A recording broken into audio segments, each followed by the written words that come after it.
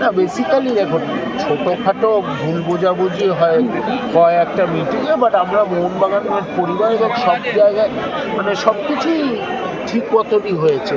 আমার কিছু ইলেকশন নিয়ে কথা ছিল, সেইটা নানা দিক থেকে নানা রকমের মন্তব্য আসছিল।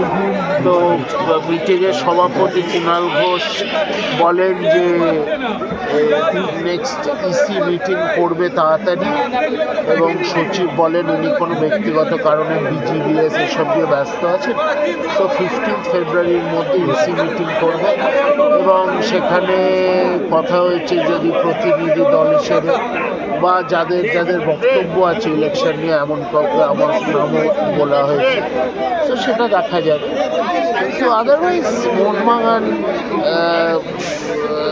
ক্লাবের এজিএম যেমন বন্ধুত্বপূর্ণ, যেমন একটা পরিবারের মধ্যে একটা আলোচনার দ্বারা হয়, আমাদের একটাই দাবি যে ইলেকশনটা স্বচ্ছভাবে করা হোক। মোহনবাগানের ইলেকশন যে মডেলটা আছে সেটা অত্যন্ত রোবাস্ট মডেল, সেটা অত্যন্ত স্বচ্ছ মডেল, তো সেটা ফলো করা হোক, কারণ 3 বছরের টার্ম হয়ে গেছে।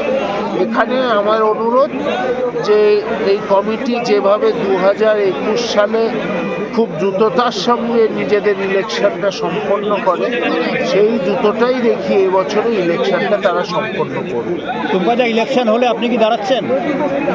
সেটা অন্য পরের ব্যাপার, আগে ইলেকশনটা ডিক্লেয়ার হোক, আমার লোকেরা আছে তখনকার, যখন ইলেকশনের নমিনেশনের টাইম আসবে তখন দেখা যাবে। কিন্তু আমি দাঁড়াই বা না দাঁড়াই, মোহনবাগান ক্লাবের ইলেকশন হওয়া উচিত, এবং সদস্যরা যাকে চাইবে তাকে নিয়ে আসবে ক্লাব চালাবার জন্য, সেটা নিয়ে আমার কোনো বক্তব্য নেই। 18ই মার্চ 2025-এ 3 বছরের টার্ম শেষ হচ্ছে।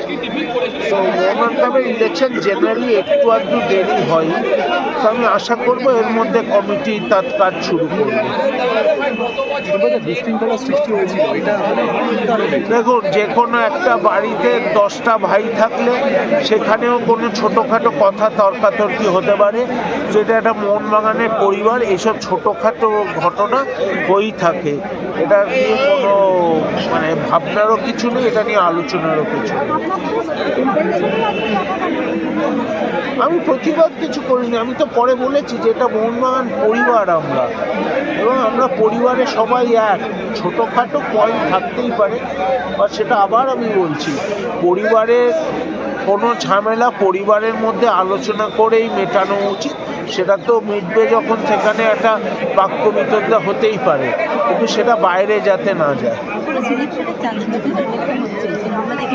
সেটা তো দেখা যাবে, মোহনবাগানের সদস্যরা যদি না দাঁড়াতে চায় তাহলে সিলেকশন হবে, যদি দাঁড়াতে চায় ইলেকশন হবে।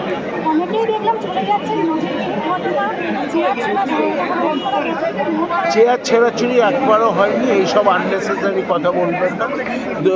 দুপক্ষর কিছু 3-4 জন লোকের সাথে অন্য কথা কাটাকাটি হয়েছে, সেটা যে কোনো, আমি মনে হয় একটা অফিসের এডিটোরিয়াল মিটিংও এই বাক্য বিতণ্ডা হতে পারে নিজেদের।